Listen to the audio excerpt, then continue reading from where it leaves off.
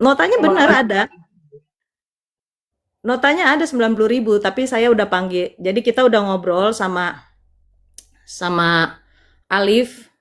Saya bilang sama Alif, saya, Pak Kusnadi, Pak Sirotol Mustaqim, sama siapa lagi ya beberapa. Kita ngobrol sama Alif karena Alif yang belanja beras waktu di NTT. Dan Alif minta Jadi maaf langsung sama kami. gitu ya. Iya, nota manual, notanya nota manual, tulisan tangan, Iya, di berarti kan bisa stempel-stempel dimasukin toko, putihan ya gitu. kan? Ya, terus saya tanya sama Alif, Alif, Bang Alif, tolong jujur, harga beras sebenarnya berapa? Karena saya bilang 70.000 itu masih bohong. Saya bilang sama dia waktu waktu kita konferensi call itu, Gitu. 70.000 Kalau 5 kilo kalau itu kita masih bohong. nah, kalau kita ini Ternyata, yang juga terjadi di Al Hayat ya waktu itu.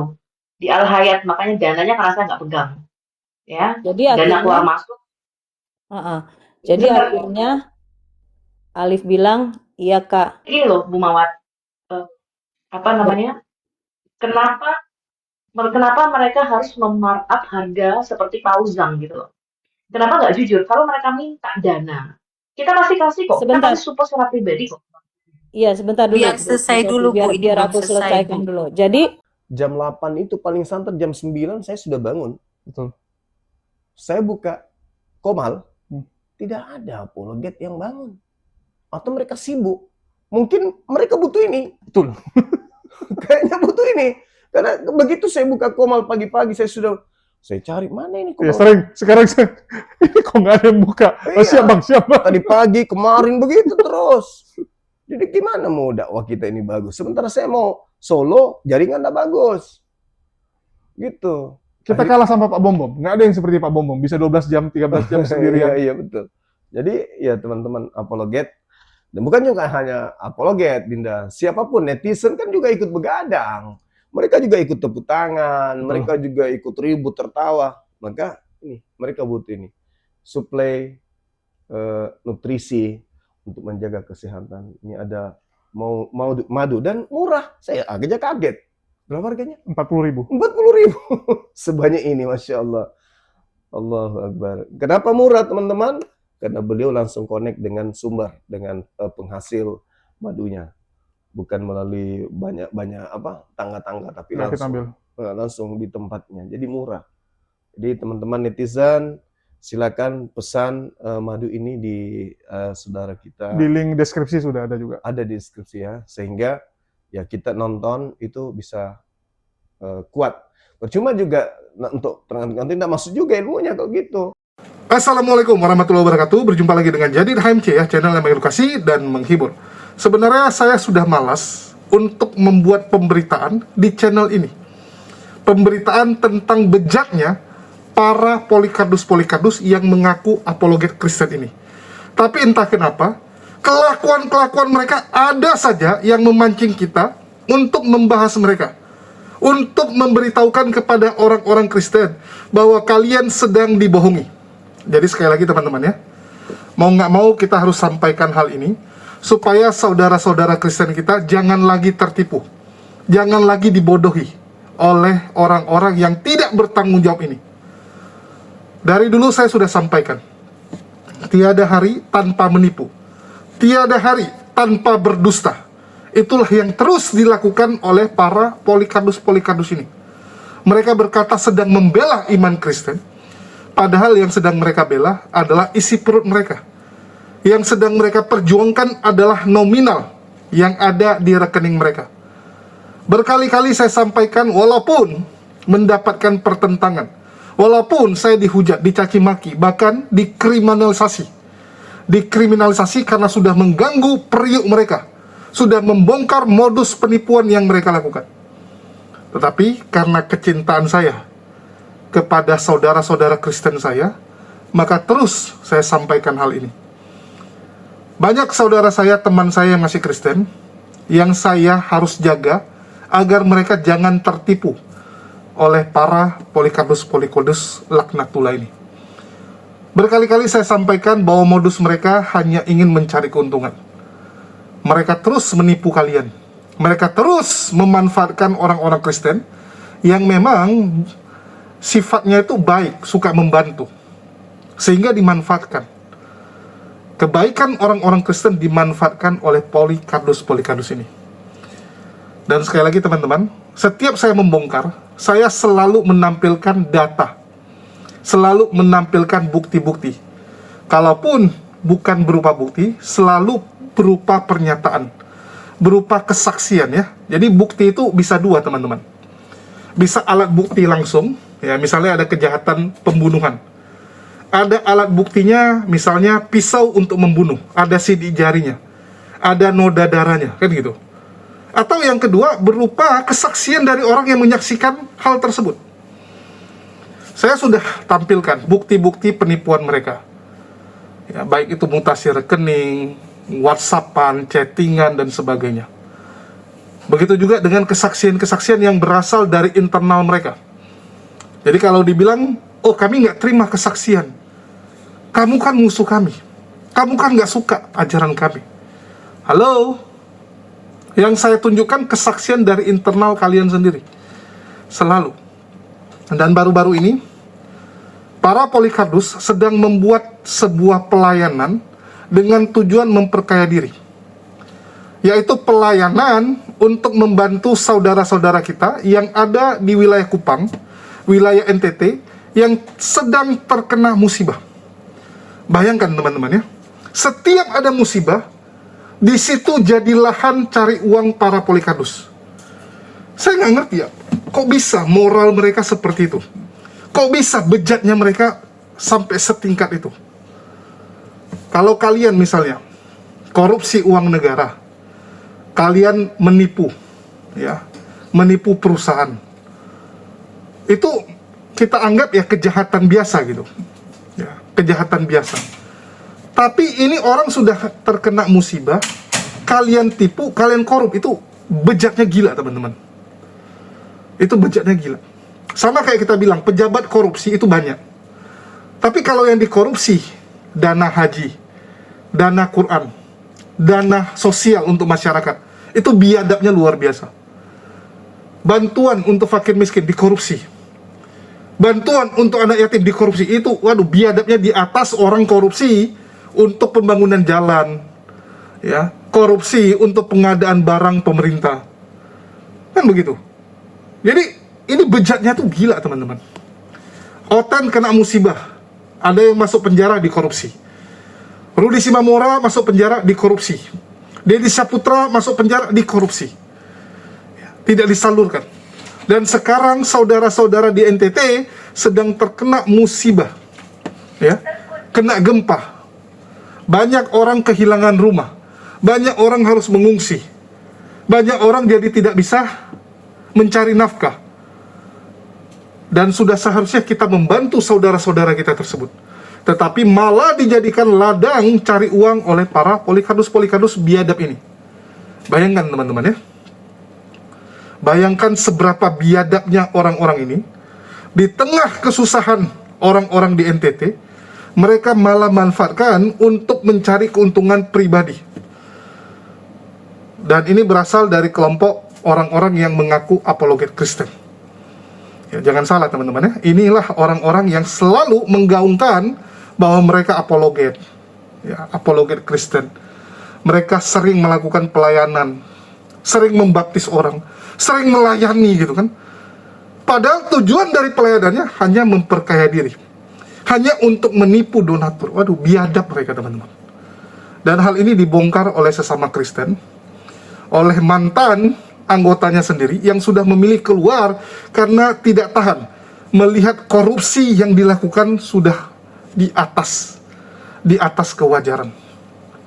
Sofiatul sendiri akhirnya juga bicara, akhirnya juga ngomong bahwa memang dari dulu itulah yang terus terjadi di kalangan apologet Kristen. Nah, jadi Sofiatul membenarkan bahwa memang yang namanya apologet Kristen itu seperti itu kelakuannya teman-teman.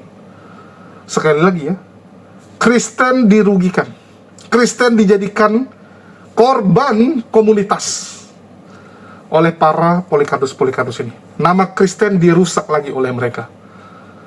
Ya, ini terjadi karena gereja terlalu diam, gereja membiarkan nama Kristen dirusak oleh orang-orang ini? Kita akan dengarkan bagaimana syair berdarah, teman-teman ya. Salah satu apologet Kristen yang kemarin sempat naik daun. Ya, sempat naik daun karena beberapa kali ikut debat. Ternyata melakukan korupsi yang gila sekali bersama timnya. Ya, yayasan mereka. Nah, jadi yayasan-yayasan Polycarpus itu ya kayak gini kelakuan-kelakuannya, teman-teman. Kelakuannya itu sibuk memperkaya diri, sibuk menipu. Dan yang bongkar sekali lagi, yang memberi kesaksian internal mereka sendiri.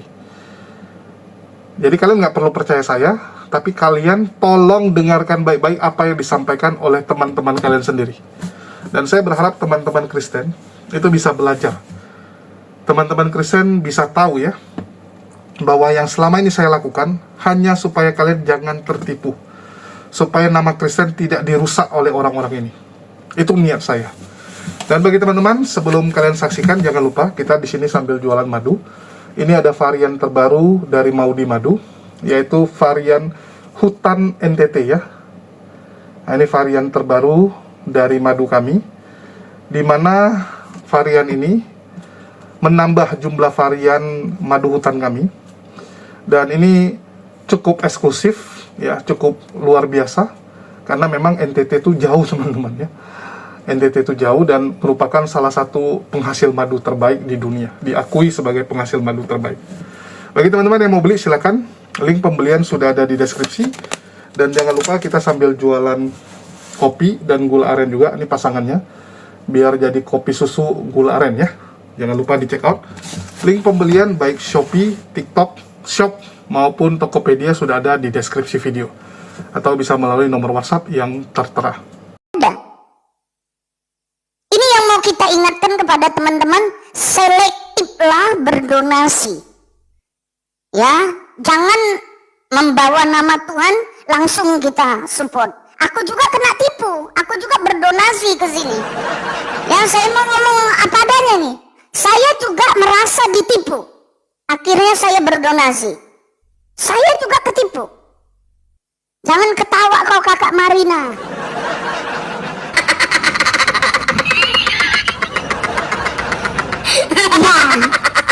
Kakak Marina ini sudah dikembalikan uangnya itu. Hah? Kak Marina udah dikenal? Serius kau? Iya. Iya Kak Mio. Ketawa Kak Mio ini. Sudah dikembalikan uangnya itu. Yuk silakan Kak Mawar. Silakan Kak.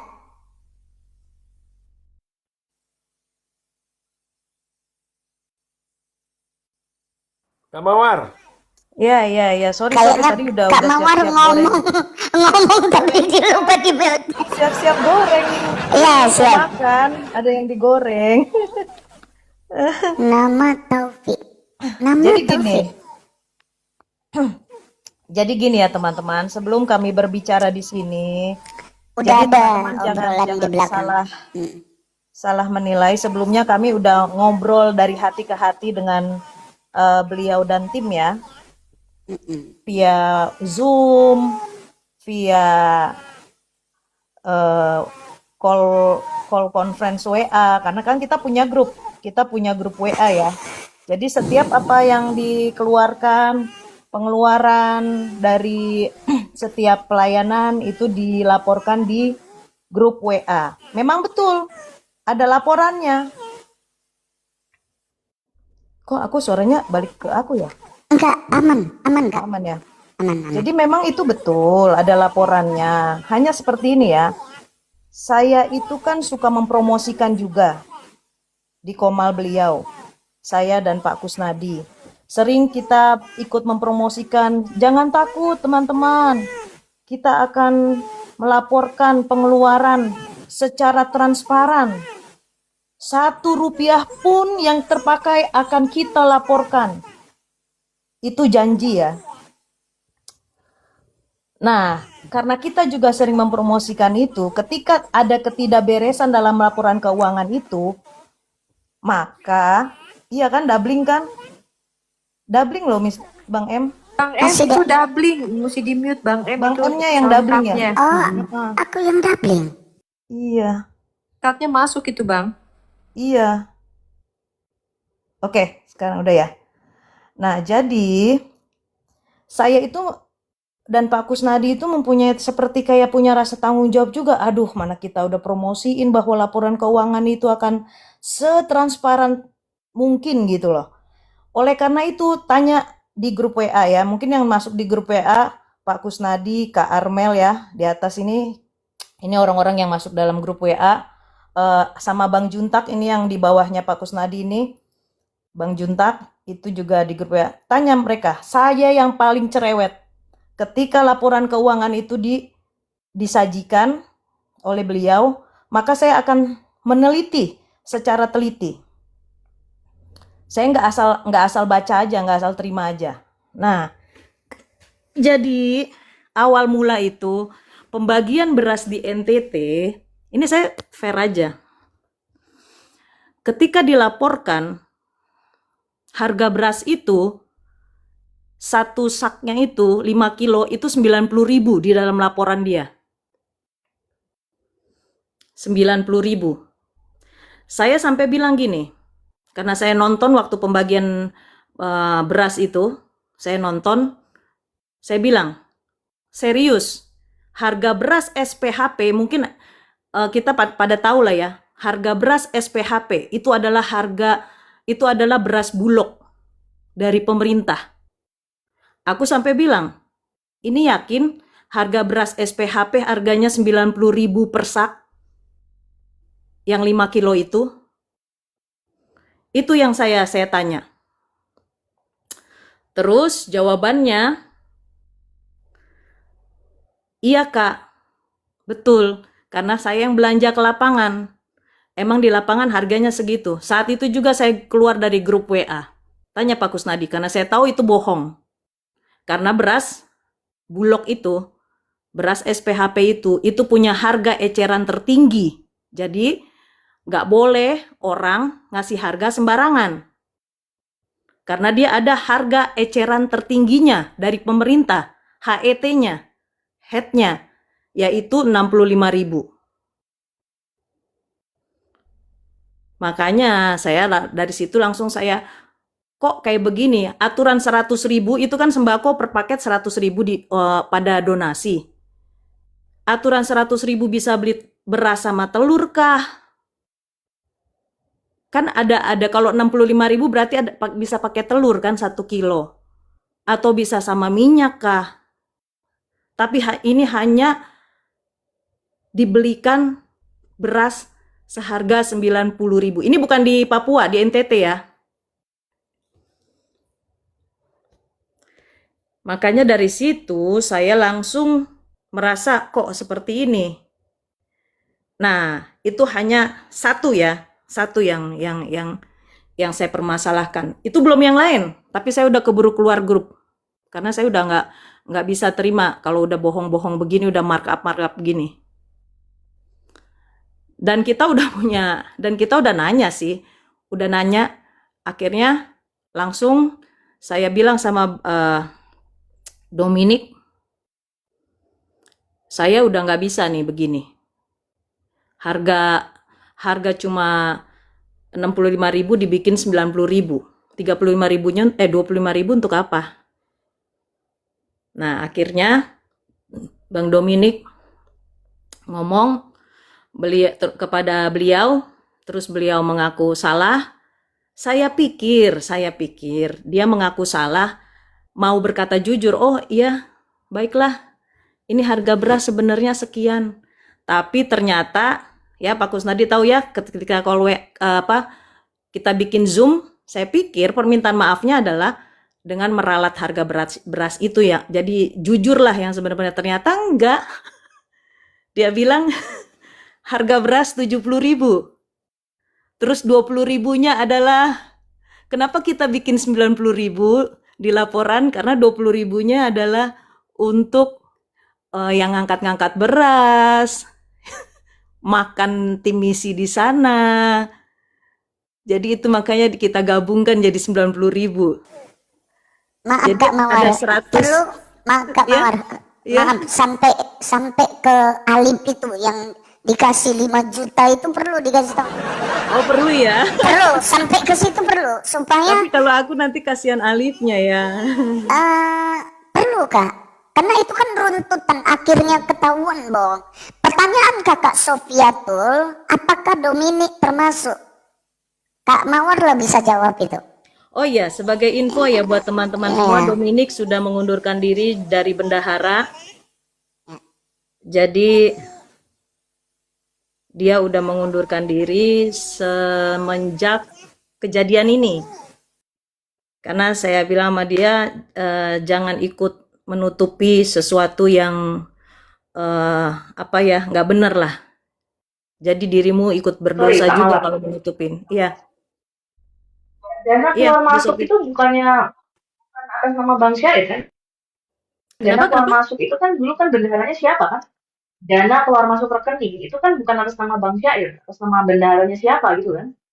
Bukan atas nama yayasan kan? Oh itu keluar masuk dananya? Iya, atas Dana nama kan? yayasan kan Dari keluar rekening yang dikumpulin di yayasan. Oh, kalau iya, Kak Sofi ini dari itu Kak, dari rekeningnya Kak Fania yang dulu. Oh, iya, iya, iya. Bisa. Sama kok itu, Bu Sofi. Tapi tetap kan setelah di lapangan Bukan, kan Pak. yang make duitnya kan yang di lapangan, Bu Sofi. Jadi kita hanya menerima laporannya. Tapi dana masuk atas sepengetahuan. Gimana, Tapi Bu? dana keluar masuk atas sepengetahuan ibu. Dana keluar masuk rekening yayasan atas sepengetahuan ibu, betul? Betul. Tapi pengeluaran realnya di lapangan kan kita juga nggak tahu. Itu kita tahu dari laporan beliau kan seperti itu. Makanya itu Oh, jadi beliau minta duit betul. Seperti kemarin kan dana sembako beras itu yang terkumpul itu 19 juta 50.000. Tapi saya bilang ini salah ngitung. Kan saya tahu kan nama-namanya siapa yang ngasih ini berapa ini itu dilaporkan di grup WA. Saya bilang ini salah ngitung nih. Ini jumlahnya 19 juta 150.000. Jadi uang beras 19 juta 50.000 itu yang dia hitung sebesar itu pengeluaran juga persis plek ketiplek 19 juta 50.000. Jadi kan kalau laporan keuangan kayak gitu nggak ada plus nggak ada minus ya. Jadi plek ketiplek uang yang masuk ya begitu juga yang keluar gitu. Makanya ya saya lucu aja sih gitu. Kenapa? notanya ada nggak dipertanggungjawabkan nggak? Notanya ada, harga berasnya 90.000. Notanya benar ada. Notanya ada 90.000, tapi saya udah panggil. Jadi kita udah ngobrol sama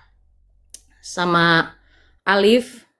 Saya bilang sama Alif, saya, Pak Kusnadi, Pak Sirotol Mustaqim, sama siapa lagi ya beberapa. Kita ngobrol sama Alif, karena Alif yang belanja beras waktu di NTT. Dan Alif minta maaf sama kami. Iya, notanya nota manual, tulisan tangan. Iya, berarti kan bisa Stempel toko. Iya kan? Ya, terus saya tanya sama Alif, Bang Alif, tolong jujur, harga beras sebenarnya berapa? Karena saya bilang 70.000 itu masih bohong. Saya bilang sama dia waktu kita konferensi call itu, 70.000 5 kilo itu masih bohong.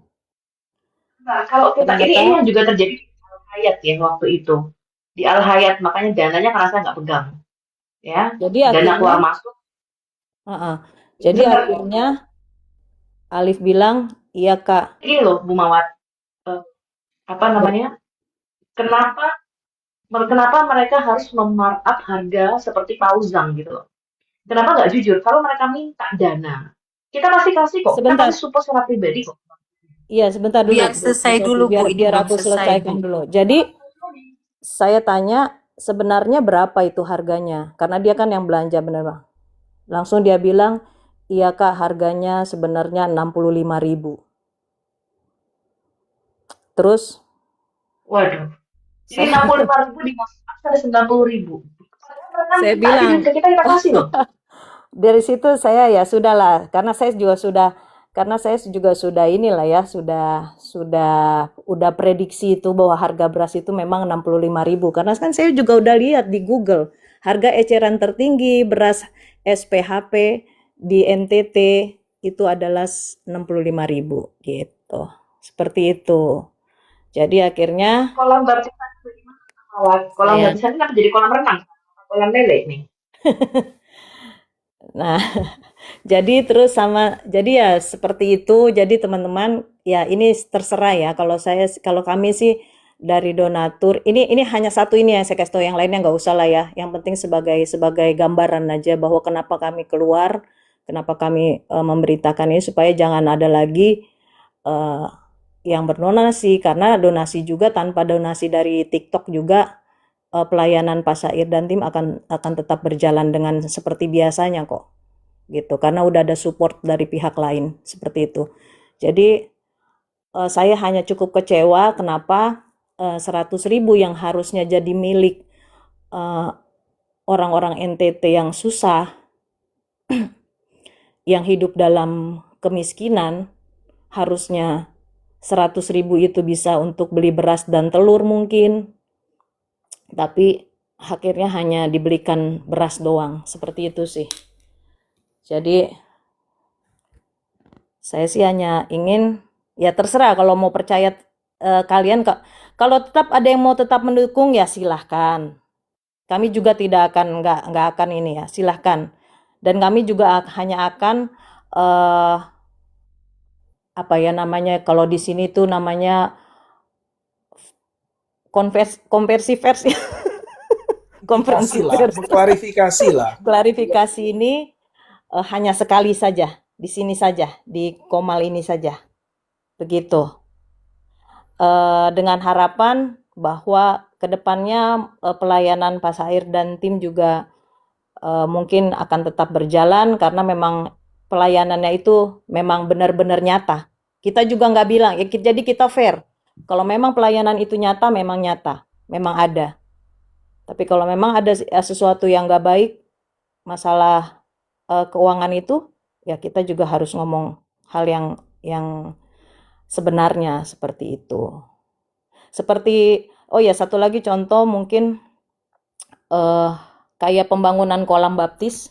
Kebetulan saya ikut juga memberikan donasi untuk pembangunan kolam baptis, dan belakangan saya tahu bahwa kolam baptis itu ternyata memang sudah ada yang mensupport juga. Jadi ini permasalahannya sih, supportnya double-double dengan satu agenda pelayanan, tapi supportnya bisa dari beberapa sumber seperti itu. Dan untuk diketahui juga, Bang Dominik sudah mengundurkan diri dari bendahara yayasan dan juga dari pelayanan. Seperti itu sih. Begitu. Ini tambahan juga ya. Kolam baptisannya sekarang Bang Dom sekarang sudah kembali ke kampung halaman dengan keluarganya. Jadi ya banyak hal lah yang saya juga sayangkan, dia setahun di sana tapi apa ya, kasihan lah dia tapi Tuhan baik lah, masih mencukupkan semua kebutuhan dia gitu. Dari beberapa teman-teman dari ini banyak yang support lah. Tapi ada beberapa support juga yang nggak nyampe ke dia. Itulah yang kita inilah. Dan untuk anak asuh juga itu menjadi masalah. Karena anak asuh itu saya nggak tahu ya, kita nggak berani komen dengan anak asuh itu bahwa benar atau enggak, karena kita belum memegang bukti yang valid gitu. Tapi kalau menurut saya sempat jadi bersih tegang dengan Bang SB karena masalah anak asuh ini. Menurut saya anak asuh itu tidak harus disupport uang sekolahnya, karena sekolah itu sudah diberikan dari pemerintah. Ya, wajib belajar itu 12 tahun pemerintah sudah support. Yang kita support adalah kebutuhan dia selama sekolah. Itu yang harus kita support. Nah, ini jumlahnya lumayan besar.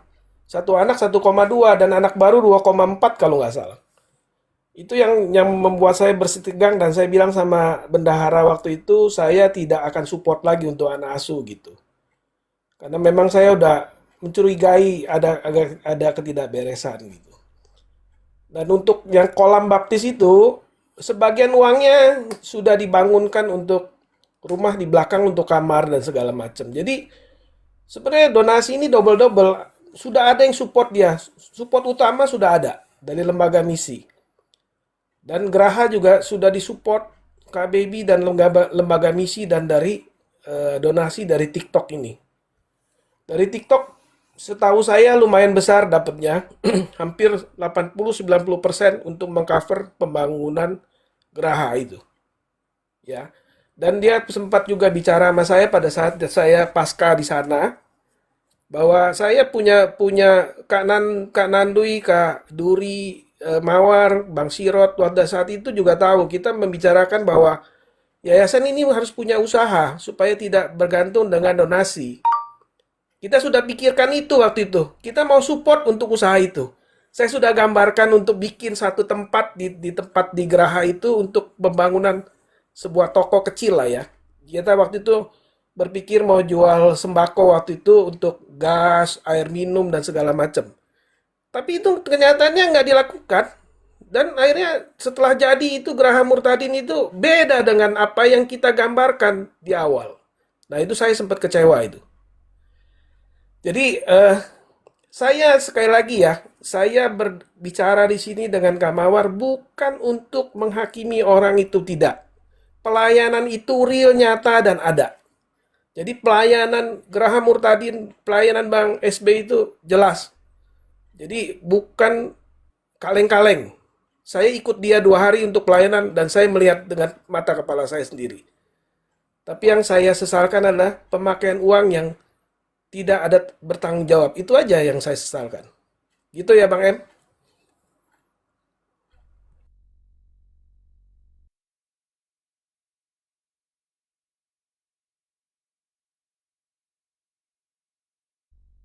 Satu lagi juga itu ya, ada yang saya mau bicara tadi mengenai donasi-donasi yang dikirim ke Bang Dom.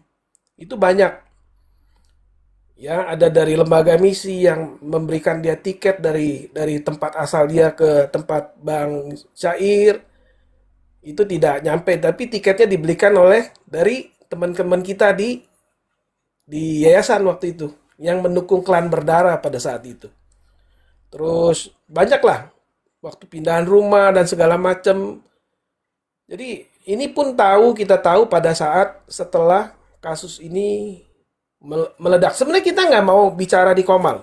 Kita maunya lewat jalur pribadi. Kita sudah lakukan Zoom, kita sudah lakukan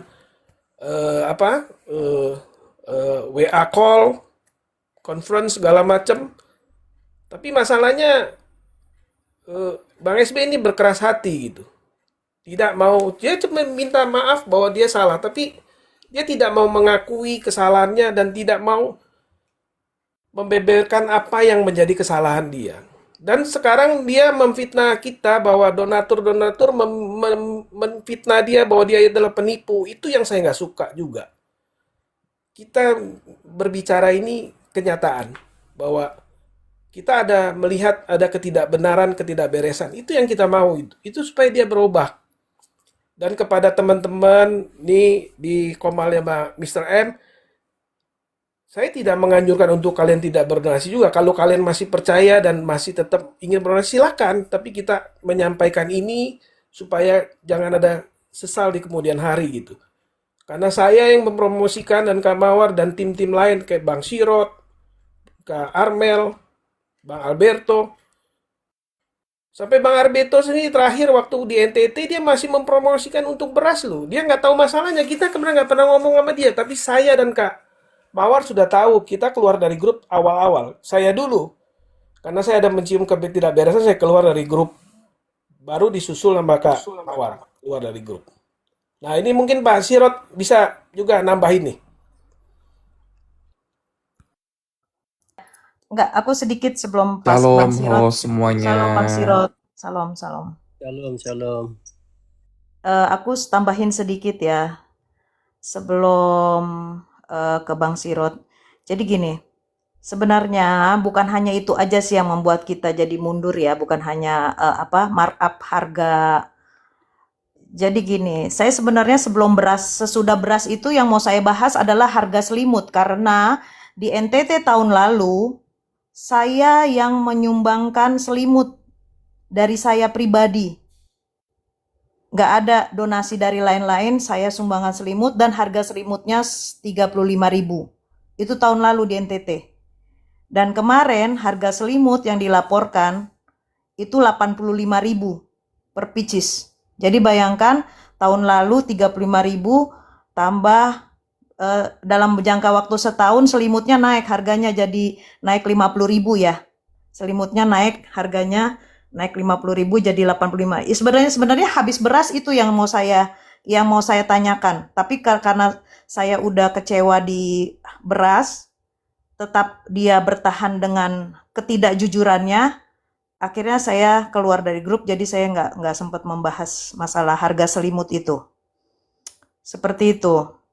Nah, kemudian selanjutnya info untuk teman-teman bahwa yang membuat kita juga sedikit kaget, nggak sedikit sih ya, banyak kagetnya ini. Kita nggak terkejut teman-teman saat mendengar berita ini, karena memang Polikardus seperti itu selalu. Coba lihat, ada nggak 1 bulan tanpa berita penipuan yang dilakukan oleh mereka?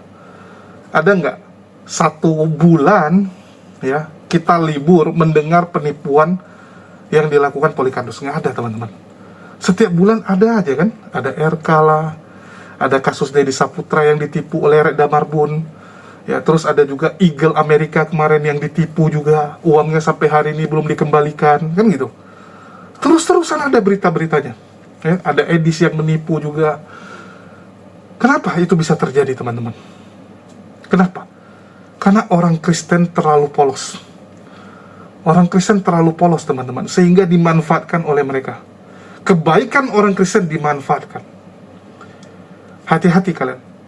Jadi kalau ada yang ngaku sedang pelayanan, yang ngaku sedang ada yang mau dimurtadkan, ada murtadin, hati-hati. Hati-hati teman-teman. Sekarang ini modus-modus penipuan makin canggih. Makin canggih teman-teman. Bahkan ada kelompok-kelompok yang memang sering membuat kesaksian murtadin odong-odong demi menipu orang Kristen. Karena kan orang Kristen setiap hari dengar berita di sana mualaf, di sini mualaf gitu kan. Sehingga mereka pengen juga ada berita, ada murtadin-murtadin. Ya, pengen sekali mereka ada murtadin. Itulah kenapa kelompok syair berdarah ini buat namanya Geraha Murtadin. Geraha Murtadin nama yayasan mereka. Ya, masih kelompok grup WhatsApp karena belum ada rekening yayasan, belum ada legalnya. Ya, kan kalian bisa lihat teman-teman, kalau mereka bilang kayak contoh Al Hayat. Namanya Al Hayat. Tapi rekening nama pribadi. Artinya ini bukan yayasan. Ini baru grup WhatsApp namanya. Baru grup WhatsApp. Begitu juga dengan Geraha Murtadin ini. Ya. Jadi mereka tuh ingin menandingi Geraha Mualaf. Ingin seperti Islam. Tapi mereka pikir, mereka nggak punya kapasitas. Mereka nggak punya program yang konsisten dan jelas. Program-program mereka selalu berbau spontanitas. Selalu berbau ada musibah, ada bencana gitu kan. Nah ini ada bencana, kesempatan nih untuk garap donasi. Selalu seperti itu. Dan kebaikan orang Kristen dimanfaatkan oleh mereka. Gara-gara orang Kristen sangat rindu ada murtadin, dibikinlah namanya Geraha Murtadin supaya orang senang. Supaya orang lihat, keren ya, ada murtadin gitu kan. Didukung. Tapi ternyata jong. Ternyata perangkap teman-teman, perangkap yang sudah mereka siapkan ini. Sudah nggak terhitung ya berapa banyak penipuan-penipuan yang dilakukan oleh orang-orang yang ngaku murtadin, pengurus murtadin, pelayanan ya. Kalian lihat mulai dari Lina Wijaya. Oke, terus ada Yuli lagi. Ada Lia Kristen yang ngakunya juga pelayanan. Ada Putih yang ngakunya pelayanan. Semua ngakunya pelayanan. Tapi jujur teman-teman, di antara semua Polikardus, menurut saya masih lebih mending Effendi Usman. Padahal Effendi Usman itu di tempat saya itu udah kategorinya udah penipu gitu. Udah penjahat dia. Tapi ternyata yang lain ini jauh di atas dia. Sejelek-jeleknya Effendi Usman, dia masih turun ke lapangan teman-teman. JDP, ya, Effendi Usman masih keliling dia. Walaupun keliling untuk jalan-jalan doang, ya, tanpa hasil. Tapi minimal adalah khotbah-khotbah yang mereka berikan. Adalah siar-siar Kristen yang mereka sampaikan, walaupun yang dengar mungkin cuma rumput. Yang mungkin cuma dengar itu hanya tikus, ya, hanya kutu-kutu kupret gitu. Tapi minimal ada yang mereka lakukan. Daripada orang-orang ini tidak melakukan apa-apa tapi pingin ininya, uangnya. Kencang sekali teman-teman.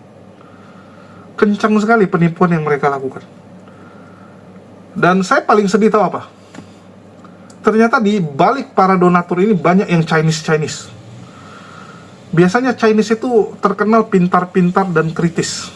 Tapi kalau udah bicara agama, bodohnya nggak ketolong ini. Entah kenapa ya, entah kenapa ini. Saya berharap teman-teman Chinese saya, saudara-saudara Chinese saya ini bisa bangkit. Ya, jangan mau lagi dibodoh-bodohi gitu kan. Mending dukung gereja.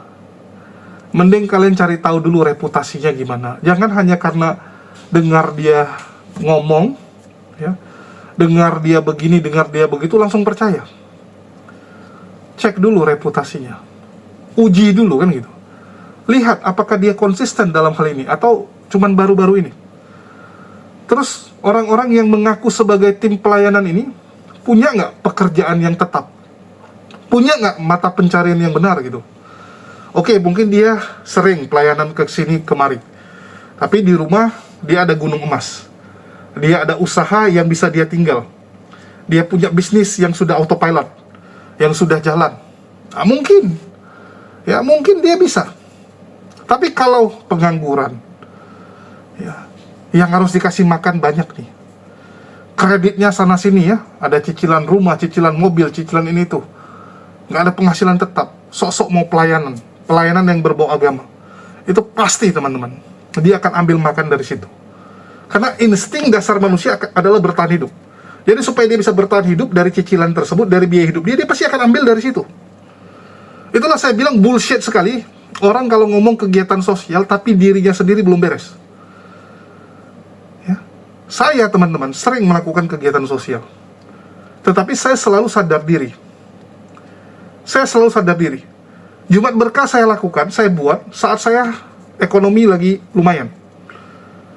Jangan nanti saya lagi susah, saya bikin Jumat Berkah, nanti teman-teman bisa suzon gitu kan. Wah, si Julius kan lagi susah, jangan-jangan nanti dimanfaatkan untuk kepentingan pribadi dan sebagainya. Saya nggak mau. Dan itu untuk mencegah saya juga gitu. Jangan nanti saya lagi kepepet uang, ya, pinjam dulu lah dari yayasan ini, pinjam dulu lah dari event ini, dari kegiatan ini gitu kan. Betul nggak? Karena lagi kepepet nih, ngomongnya pinjam dulu. Banyak yang seperti itu, ngomongnya pinjam dulu, pakai dulu lah. Nanti nggak bisa bayar, nggak jadi masalah.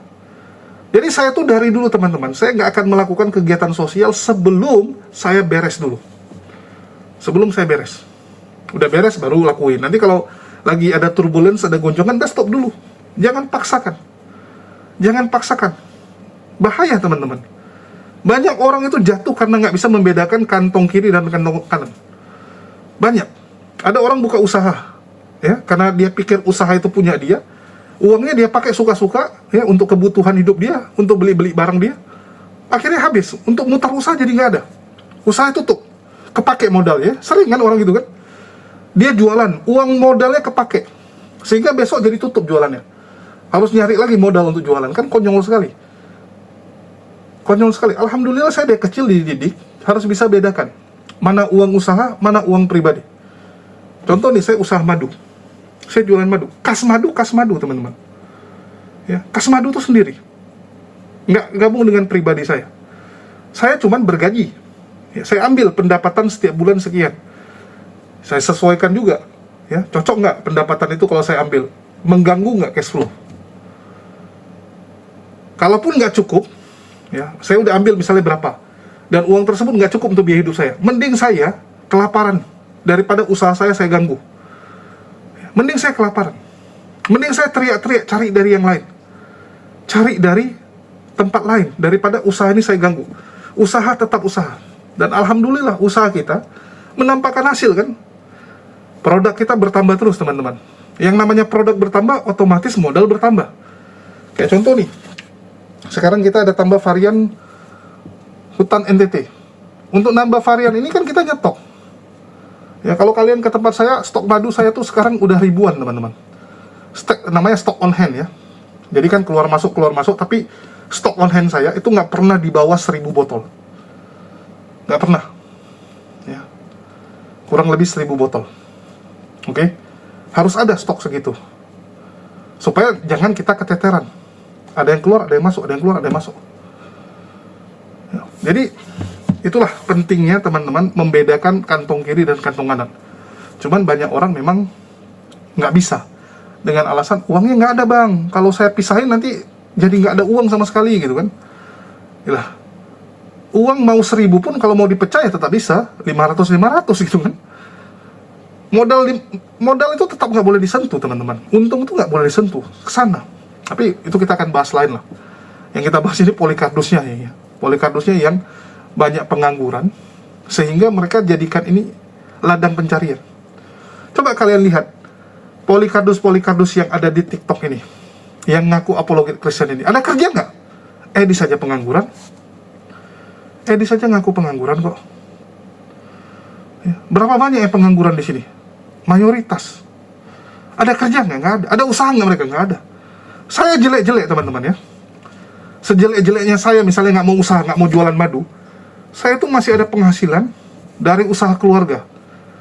Ya, saya masih ada usaha keluarga di Aceh yang setiap berapa bulan sekali saya dapat bagian. Walaupun saya cuman nyetor inilah ya, nyetor absensi di grupnya, di grup WhatsApp keluarga kami.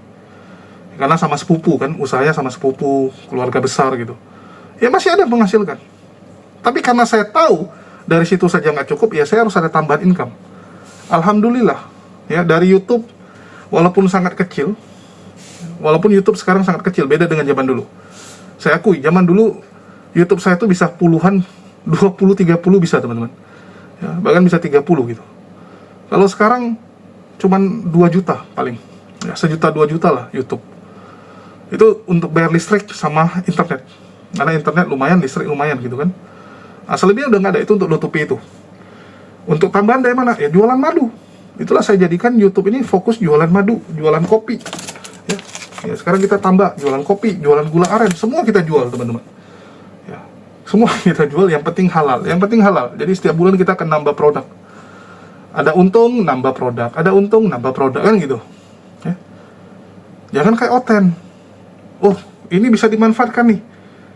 Udah, manfaatkan. Nah, itu kan biadab sekali teman-teman. Biadab sekali yang mereka lakukan. Saudara-saudara kita di NTT lagi kesusahan, kelaparan, mereka malah markup harganya. Mereka tiru apa yang dilakukan Paul Jang kan? Mereka naikkan harganya. Mereka upping harganya. Itu udah kayak pejabat yang tertangkap korupsi gitu. Coba lihat koruptor-koruptor itu. Ada nggak kegiatan yang mereka buat? Ada nggak laporannya? Ada. Siapa bilang koruptor-koruptor itu nggak buat laporan? Buat laporan mereka. Bangun jembatan 2 miliar. Padahal sebenarnya cuma 500 juta. Ya, jembatan 500 juta dijadikan 2 miliar. Ya, pengadaan komputer. Pengadaan komputer harusnya cuma satu komputer 6 juta, dibikinnya jadi 20 juta satu komputer. Kan itu yang selama ini tertangkap kan? Betul nggak? Naikkan harga, markup harga, itu korupsi yang di Indonesia sering terjadi. Dan itu yang dilakukan oleh Polikardus sekarang. Ya, biadab mereka teman-teman. Mereka nggak mikir, itu orang saudara-saudara kita lagi kesusahan loh. Ya, nggak mikir mereka teman-teman. Ya, namanya juga orang yang sudah dikuasai oleh iblis. Orang yang menjadikan iblis sebagai Tuhannya. Orang yang menjadi iblis bapaknya, kan gitu. Ya, mau gimana lagi? Ya, begitulah. Nah, untuk itu saya berharap teman-teman Kristen jangan lagi tertipu. Ya, mereka bukan Kristen. Mereka itu Polikardus. Polikardus mereka teman-teman. Ya, polemikus yang dibayar dengan kardus. Yang mencari kardus uang. Itu mereka. Mungkin itu aja yang bisa saya sampaikan di kesempatan kali ini. Dan sekali lagi harapan saya teman-teman Kristen bisa belajar lah ya dari kejadian-kejadian yang terus terjadi ini. Sekian dari saya, dan jangan lupa dibeli teman-teman ya madu kita. Ada banyak varian, tapi tetap kesukaan saya teman-teman, madu hutan Aceh ya. Bukan karena saya dari Aceh, tetapi memang menurut saya madu hutan Aceh ini punya ciri khas yang cukup unik dibandingkan dengan madu-madu lainnya. Ya, bagi teman-teman yang mau beli silakan, link pembelian sudah ada di deskripsi. Sekian dari saya, makasih buat semuanya. Di akhir kata saya ucapkan wassalamualaikum warahmatullahi wabarakatuh. Sampai jumpa di lain kesempatan.